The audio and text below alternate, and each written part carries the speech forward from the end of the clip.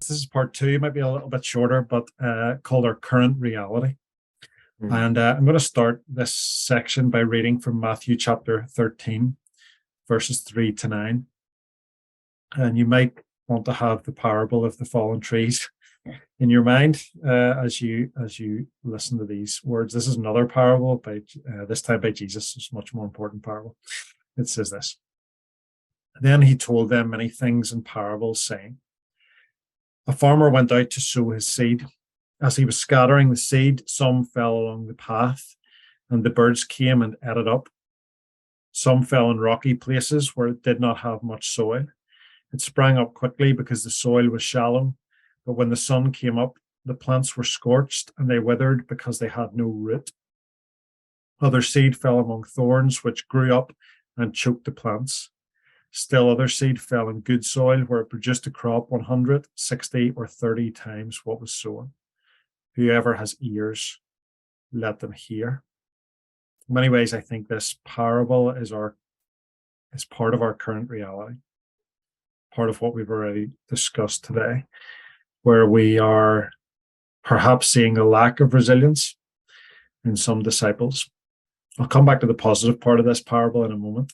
But last year, a church leader told me that COVID hadn't changed the reality in their church. Said, COVID hasn't changed anything in our church, they said. It has revealed everything. Think about that for a moment. He was saying COVID hadn't changed what was true, but it had highlighted the reality. Maybe you can relate to that. Many parts of Europe, I think physical church attendance maybe already was in decline, or spiritual formation has already been weak. Those things weren't caused by COVID, but maybe they became more obvious or evident. And here's, to me, whether it's sort of through the pandemic or not, here's some things that I think are the current reality of perhaps our discipleship in the church. Sorry, not that. First of all, I think I don't have a slide for these things. But first of all, our over-reliance on programs to the detriment of relationships. I think many churches have relied on activities, maybe activities that once were very fruitful in disciple making or in mission, but actually over the years perhaps have lost some kind of focus. And a little bit like what I was hinting about earlier, perhaps the church feels that we need to keep on sustaining those programs out of a sense of loyalty or out of a sense of guilt if we stop them, but actually they've lost their fruitfulness. But what we're doing is we're continuing to sustain programs and not leaving enough time for relationship. If church or even Christian ministry or activity, maybe if you're in a parachurch, if it's simply a hive of activity and busyness to the detriment of relationships, then we might want to reflect on that. Have we bought into the frantic pace of the world and not been a place of rest for the weary? Another observation, I think, is that parents have outsourced their children's discipleship to the church or maybe to elsewhere. It takes a village to raise a child. The church needs to work with parents to help them nurture their children. Parents are should be in the driving seat as primary disciple makers of their children. And I think a current reality, if we're to think about that, a current reality is that perhaps parents don't feel equipped enough or simply aren't taking their responsibility seriously. Another current reality is I think there's been a lack of preparing disciples for difficulty. So pick up the parable. Some fell in rocky places where it did not have much soil. It sprang up quickly because the soil was shallow. But when the sun came up, the plants were scorched and they withered because they had no root. The suffering exposes weak roots, and those who've relied on it was like the question earlier, the kind of flashy moments or the mountaintop moments, the entertaining programs, the spoon-fed answers. I think there's a critical need to prepare people for difficulty and to help people see that discipleship comes with a cost. I think that's particularly true in preparing people to face a culture that might not align with the will or the ways of Christ. I think in people's faith, often the problem isn't suffering in and of itself, but maybe the problem is a lack of preparation for it. And I think at times maybe too many Christians have believed the lie that if you follow Jesus, you won't get shaken. Jesus said, in this world you will have trouble. What was he doing? He was preparing his disciples for difficulty. In this world you will have trouble. Trials aren't possibilities, they're promises. So are we preparing disciples for suffering? And then again, I hinted at this earlier in answer to one of the questions. I think maybe our current reality is that we've maybe the last couple of years in particular have revealed that where people really are in their discipleship. Maybe it's revealed those whose faith was nominal. And those people have really just replaced some kind of Christian activity that they had with something else in their lives. Maybe their faith was already shallow. They relied on a kind of event or experience for spiritual nourishment, but they'd never really learned how to feed themselves. The nominal and the shallow as well. A couple of positives, I think, about our current reality. I think we need to remind ourselves the current reality is we have a message of hope in Jesus.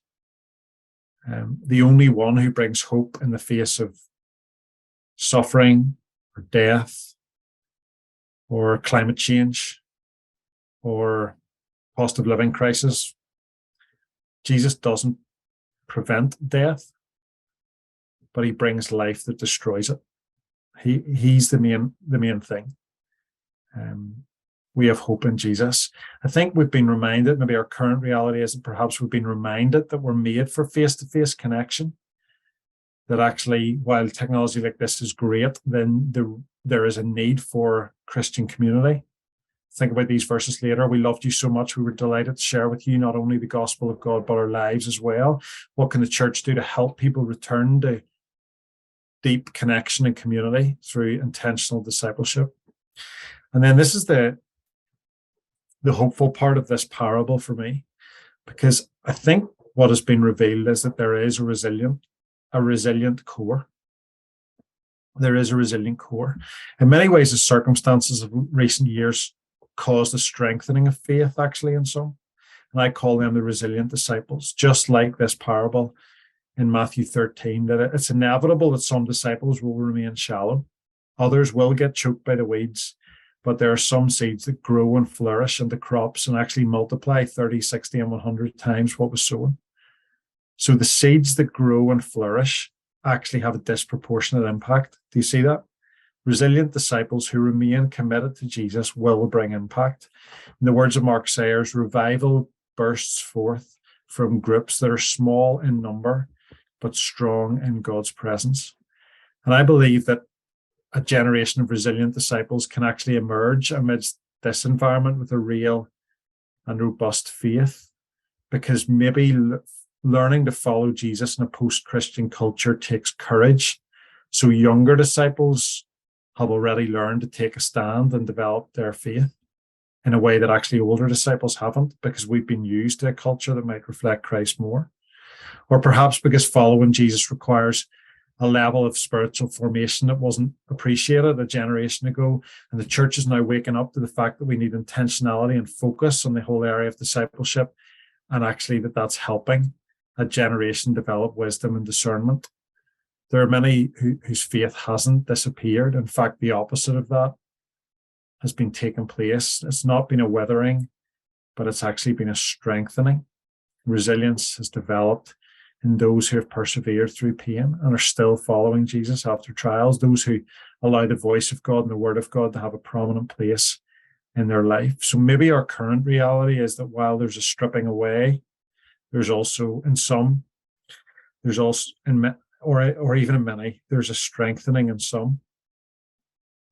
For me, the current reality is that we need to then resource and equip those people to go on to be disciple-making disciples of Jesus.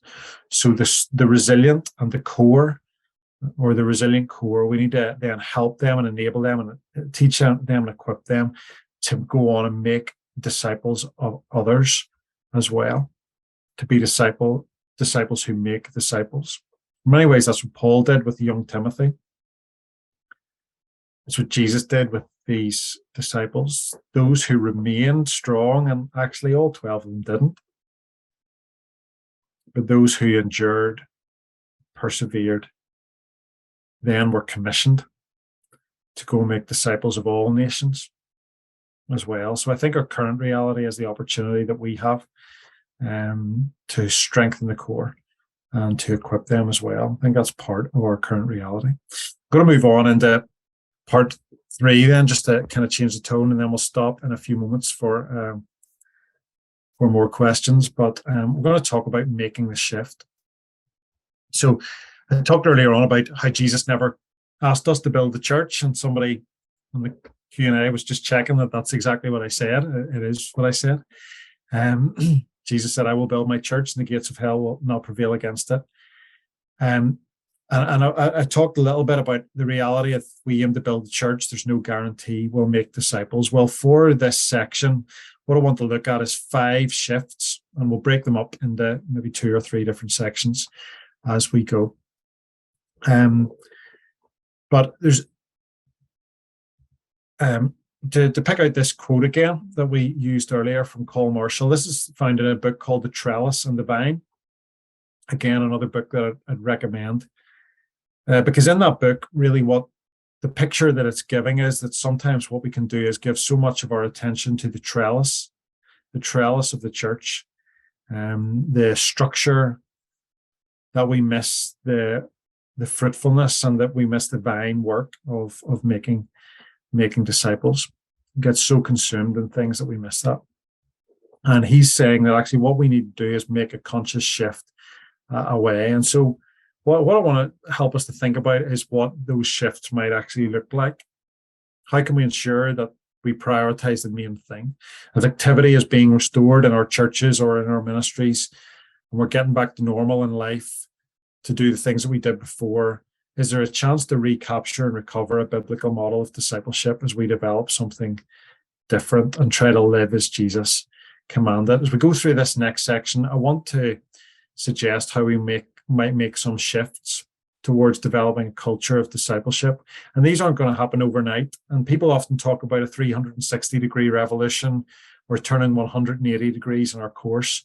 But actually, I find the language of 1-degree shifts more helpful. So there's a 1-degree shift where I don't know if there's 1 degree or not, but anyway, the difference is really small at the start, but over time, if you carry on, you can make a significant shift, and over time, you end up in a completely different place. So as I share these this afternoon, hold in your mind the image of a pendulum as well, because it's not that one side of the pendulum is completely unimportant, but maybe we've ignored part of it, and we've overemphasized one, and maybe there's a need to overcorrect and overemphasize the other side. So these are shifts that we can make. First of all, from optional to essential. We'll do 2 of these shifts and then pause for a break. From optional to essential. I think we need to help people see that every single person, every single Christian is a disciple. And every activity in the life of the church should be viewed as an opportunity to shape disciples. Discipleship is not some kind of optional extra for the really keen or super spiritual. The term discipleship is not a special label or extra layer for a Christian. Dallas Willard writes this: "The disciple of Jesus isn't the deluxe or heavy-duty model of Christian, especially padded, textured, streamlined, and empowered for the fast lane on the straight and narrow way." You see what he's saying? That there's not a special brand of disciple or Christian. Instead, we need to help everyone see themselves as learners, disciples, students of Jesus, and therefore everyone needs discipleship opportunities. You see, if people think that discipleship isn't for them, it's only for the super keen, then they will opt out of discipleship opportunities. But discipleship is for everyone, because everyone is called to follow Christ, and we all need discipleship because we all need to grow. So there's not some special followers and some who are just ordinary. It's not optional, but it's essential. And maybe the last couple of years has made us consider the effectiveness of many of our programs, how they contribute towards this goal of making disciples. We might not need to create any new activities, okay? We might not need to create any new activities, but we might want to reflect on how we can place a discipleship emphasis on what we already do. I've heard some church leaders say that they would love to focus more on discipleship, but they're just too busy, either as churches or individuals, that there's no time to set aside for it. And I sympathize, by the way, with the feeling of not having enough hours in the day. I felt that this week. But I wonder what we think the purpose of all the activities that we're doing actually is, if it isn't to develop disciples. So this is not an optional extra. This is an absolutely vital and essential thing that we do. How much of our activity in the church is focused towards discipleship opportunity? Maybe there's lots of horizontal stuff. There's fellowship and there's social things and there's community things, and that's great. But actually, how many hours in the week are we devoting to giving people opportunity for spiritual formation? Because it's essential. I talk a lot about, and again in the book, I talk a lot about how, the culture is discipling us. The culture is discipling. People are being discipled already. They're being discipled by the crowd or the culture or their careers, perhaps. And the level of spiritual formation in our culture across Europe is strong. The world is good at discipleship. And so because of that, because of the strength of society's discipleship, I think we need, as the church, to up our level of spiritual. When cultural formation is strong, then our level, we need to respond with our level as well, our level being increased or greater as well. So this is not an optional extra. This is absolutely critical and essential. Again, reminder, this is Jesus' first invitation and his final command. Are we about the ABC or the discipleship, evangelism, and fellowship as well? Again, another quote. In the broader understanding, Stephen Smallman says this, in the broader understanding of discipleship, it is certainly appropriate to have special study seasons or specific programs designed to help people in their walk with Christ. However, along with specific ministries that might be labeled discipleship, there needs to be general consciousness that everything in the church should be viewed through the lens of making disciples. You see that? And making disciples should be the lens through which we view everything that we do, everything in the church, everything in our lives, actually. It's not that our activities are this add-on, are key, and we need to add on discipleship, but it's discipleship is the key and everything else is the add-on. So discipleship is like the foundation on which everything else grows. It fuels the effectiveness of our mission. It fuels the depth of our community. And you know what? It fuels the quality of our future leadership in the church. So it's not optional, it's essential. And then one other little shift that we'll talk about, and then we'll take a break. Had enough of listening for a while, maybe. From the crowd to the few, and this might sound a strange thing to say, but I would say even from crowds and content to connection and community. I wonder if the church at times has an over-reliance on gatherings and crowds. We understand events and services and gatherings, and that's our norm. But, for spiritual formation to take place, we can't just rely on crowds and content, but we need to work hard at developing connection and community, not just growing bigger, but going deeper. Something I find fascinating about Jesus is how he did this. And I've got these 5 little images or numbers or diagrams that I think summarize the ministry of Jesus. We'll start at the right-hand side. We know that he spent time with the crowds, feeding them, teaching them, healing them. Crowds pressed in on him. They wanted to be around him. And then we know that Luke 10 reveals that there was these 70 or 72 others who seemed to be around his life and who followed him, claimed connection with him, perhaps known as disciples as well, who are part of his. And then within that wider community of followers, there were the 12 disciples that he selected and invited to come close. We've already looked at that in Mark 3. And for 3 years, they ate and walked and served and shared and ministered together. They had this up-close front row view of the Savior of the world, and they were learning to follow his example. Then within the 12, there's these 3, Peter, James, and John. They seem to be with Jesus more than others. They got to experience some specific miracles in their own, such as individual healings or the transfiguration or Gethsemane. and they went on to become key figures in the early church. And then there's one early in the morning, up a mountain or at the far side of a lake. Jesus prioritized time with his Father, silence, solitude, prayer. And whether it was through the crowd or in closer community, Jesus used each of these different environments as opportunities for deeper discipleship. And I think it'll be useful for churches to almost reflect on these 5 spaces. So the crowd, the public space, the larger space, the kind of social space, the 12, the personal space, the 3, the intimate space, and the 1, the private space. And as a church, maybe we could reflect on how we are doing at equipping people in their faith in each of these environments or dynamic. The dynamics will be different in each. So perhaps they'll hear sermons and Bible teaching and have opportunities for worship in one.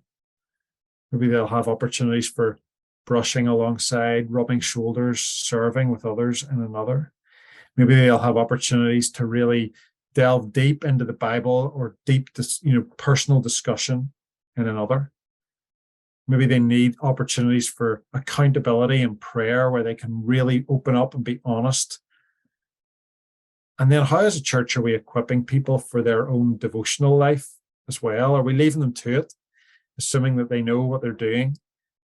Or actually, how could we be as churches or in our discipleship actually stimulating people's discipleship growth for whenever they're not with us through the provision of perhaps devotional content or the creating rhythms that teaching people and training people about spiritual practices and rhythms as well.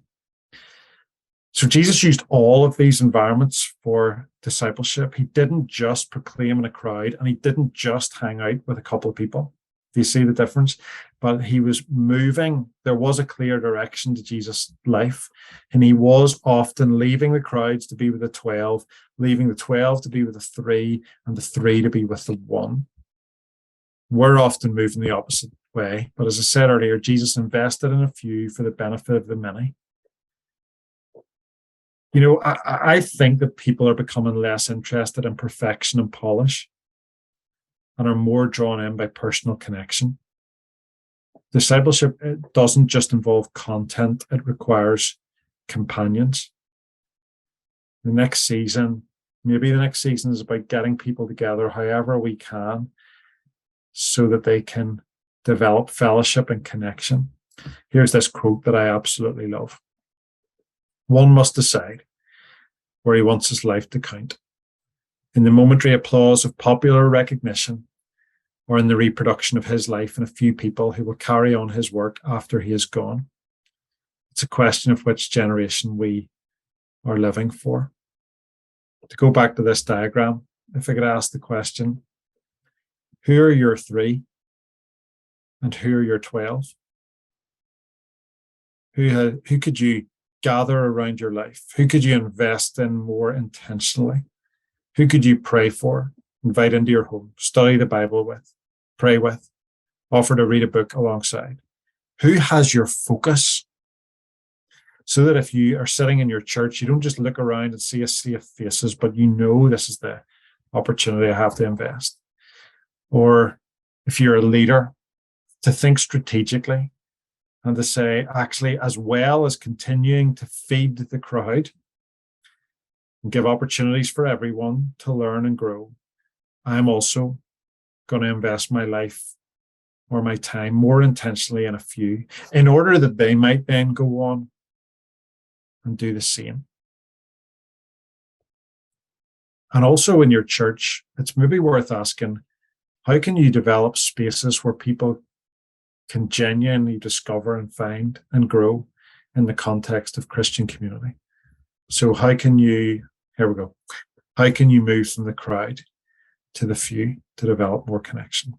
So there's the first 2 shifts, from optional to essential, from the crowd to the few.